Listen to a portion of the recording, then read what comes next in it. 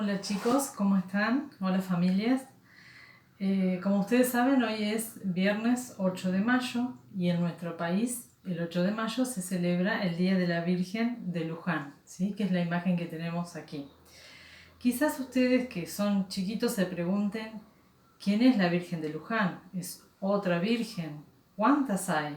Porque hemos escuchado varios nombres. En realidad, la Virgen es una. Es la que nosotros conocemos como la Virgen María, la mamá de Jesús. Lo que sucede es que a veces hay lugares en los que mucha gente ha tenido la posibilidad de presenciar el milagro de su presencia o alguna otra sanación, entonces a veces toma la misma imagen de la Virgen María el nombre del lugar donde se produce ese milagro o esa visión. En el caso de la Virgen de Luján, tiene que ver con una historia que sucede en nuestro país un 8 de mayo de 1630, hace muchísimos años. En esa época, que todavía no estaba formado nuestro país como está ahora, en un lugar que hoy quedaría en la provincia de Santiago del Estero, vivía un señor que quiso tener una imagen de la Virgen María.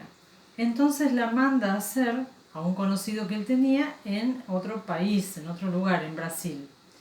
Cuando el Señor las construye, las crea, hace dos, ¿sí? Una de la Virgen María y otra de la Virgen María con el niño en brazos, para que el dueño elija cuál de las dos quería.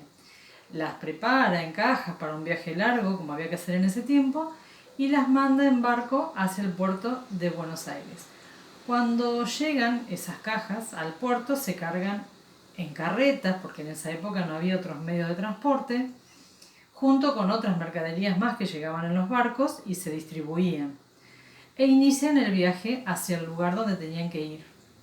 Luego de 3 días de viaje, paran en una posta, como se llamaba en esa época, los lugares donde se paraba para descansar, para cambiar a veces de caballos. En este caso las carretas iban tiradas por bueyes, que son animales que tienen mucha fuerza.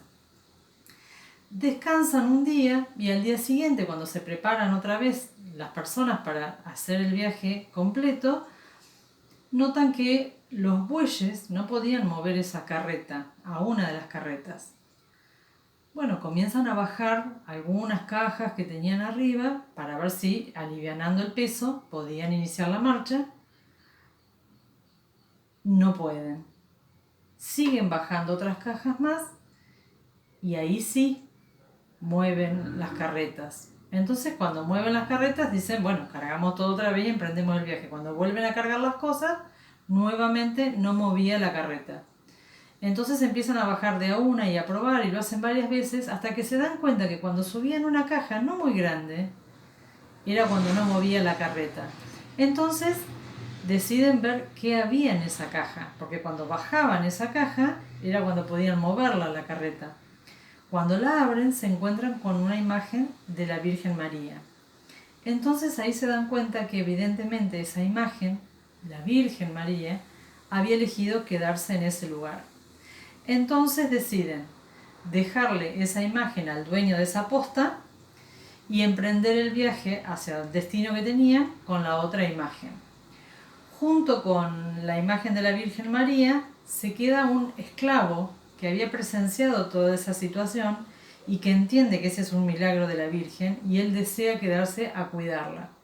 Bueno, este esclavo se llamaba Manuel. Manuel la cuidó toda la vida, hasta el último día de su vida él se dedicó a cuidarla. En ese lugar donde la Virgen decide quedarse, que es a orillas del río Luján, donde estaba esa posta, comenzó a llegar gente cuando se fue enterando de lo que había sucedido. Entonces el dueño del lugar construyó un pequeño refugio para que la Virgen esté sobre un altar. Entonces toda la gente que venía de viaje iba a visitarla a ese lugar. Con los años, mucha gente decidió quedarse a vivir cerca de esa Virgen. Y así fue como surgió la ciudad de Luján. Y años más tarde, en la ciudad de Luján se construyó la Basílica de Luján, que es como nuestra parroquia, pero mucho más grande, y es donde allí está la imagen original de la Virgen de Luján. Bien, con esta historia lo que podemos comprobar es que una imagen de la Virgen María, ¿sí?, toma el nombre del lugar donde ella decidió quedarse, ¿sí? Entonces desde ahí se llama la Virgen de Luján. Como sucede con otras advocaciones que en realidad se llaman, la gente del lugar le pone sus propios contenidos, digamos, sus atributos. Entonces en este caso la gente le construyó un manto con el color de nuestra bandera, nombrándola así protectora de nuestra patria.